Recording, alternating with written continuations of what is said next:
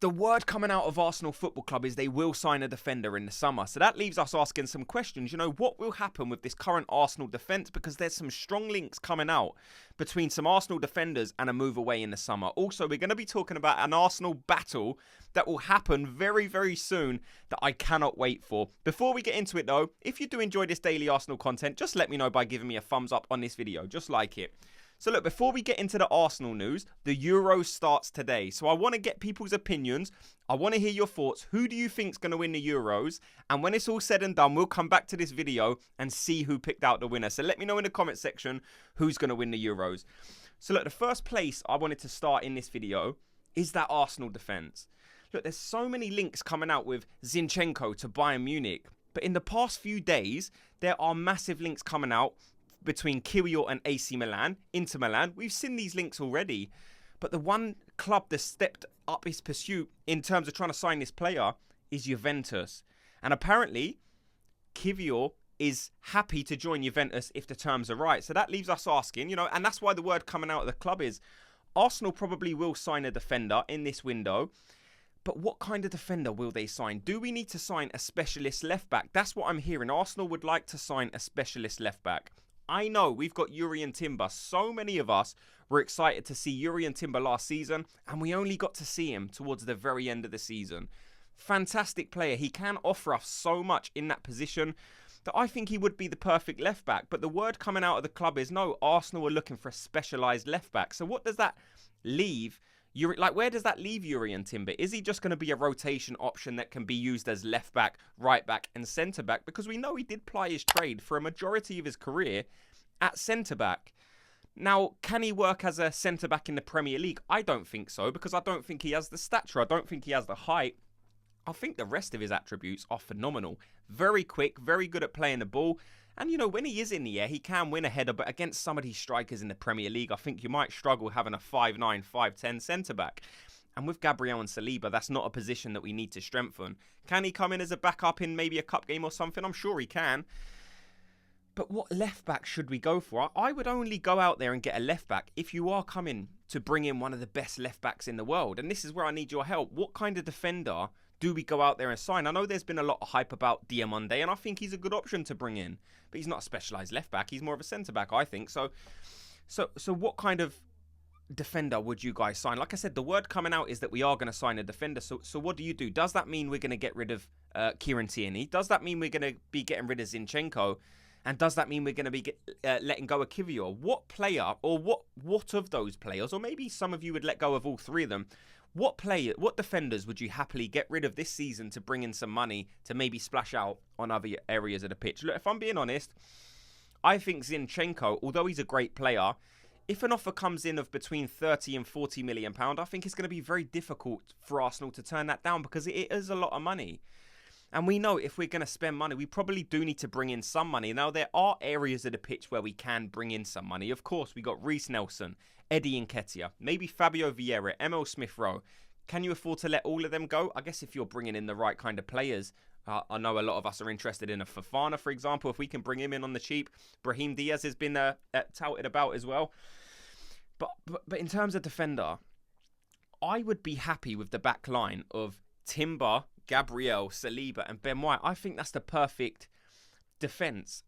We've got Tomiyasu waiting in the wings as well. We know Bayern Munich's interested in signing him, but I can't see Tomiyasu going anywhere, if I'm being honest. So in terms of our defence, do we need to bring another in? Yeah, and if we do, I can only see it being that left-back position. But like I said, what left-back do we sign? Let me know. And the other exciting battle that I'm excited for tonight is, of course, the Euros start tonight, and we have an Arsenal player on both teams. You know, we got Kieran Tierney playing for Scotland, and we've got Kai Havertz playing for Germany. We all know how good Kai Havertz was towards the end of last season. Incredible player. And to be fair, he's left a lot of people saying that Arsenal don't need to sign a striker because they think that he can get up to that 20-goal number. Now, he scored 13 goals in the Premier League last season, and we know for a lot of the season, especially early on, he was being deployed as a number 8, and he didn't score that many goals in that position. He scored most of his goals when he was played further forward as the number 9, as the striker. So can Havertz get up to that 20-goal mark? Let me know what you think, but I think he probably does have the ability to get somewhere near that. Now, look, he obviously has the ability to get way under that. I understand that. But look, I want to come at this from a positive note. Arsenal will still need to sign a striker, in my opinion. But like many of us said, it's going to be difficult to operate in this market because there isn't that many great options. We spoke about it in yesterday's video. If you haven't listened to that yet, go back after this video and listen to that. But I'm excited to see how Kieran Tierney gets on. You know, so many people have said, look, we need a specialist left back. Your answer is right in front of you. We've had him out on loan. It's Kieran Tierney. Do I think Kieran Tierney is the answer to Arsenal's left back? I wouldn't say problem, but need. I like Kieran Tierney. When he first come in, do you remember? He was kind of like a meme. Like, he was walking around with that Tesco shopping bag, and everyone just kind of really liked what Kieran Tierney brought to this team. He brought an aggression, a speed, just the ability to hug that left-hand side, get forward, whip the ball in. And we all know his ability to work defensively as well. Like, he's very aggressive, which a lot of us like. He don't care about putting a tackle in. He will put everything on the line, and that's what you need if you want a specialist left back. That's exactly what a specialist left back represents. But the thing with Kieran Tierney is it's his injury problem. We saw his injury problems with Arsenal very, very early on in his Arsenal career. He was kind of struck with injury. Throughout his Arsenal career, for sure, he has been someone who's been fighting injury. We sent him out on loan last season, and maybe that was his opportunity to show, look, I'm not always injury prone. I don't always get injured, and I do have the ability to play a full season. We sent him out on loan, and what happened? He gets a couple of injuries, which is so frustrating. Because if you're asking me, is Tierney good enough to be an Arsenal left-back? If he didn't get the injuries, I'd say, yeah, we don't need to look any further. That's your guy. Keep him. Bring him back and play him. I guess what some people's argument would be is, well, he's not going to be playing every single game. Because like I said, we do have Timber, Gabriel, Saliba, and Ben White. They are our starting four defenders, so you only need him to play some games anyway. You only need him to be available for some parts of the season, and that, I guess, is an interesting debate.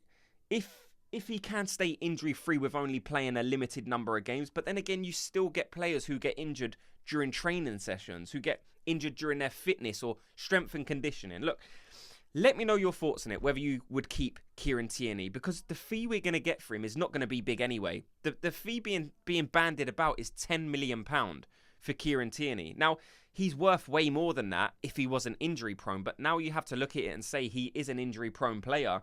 So maybe Arsenal are going to struggle to garner that kind of 30, 20, 30, 40, whatever you think he's worth.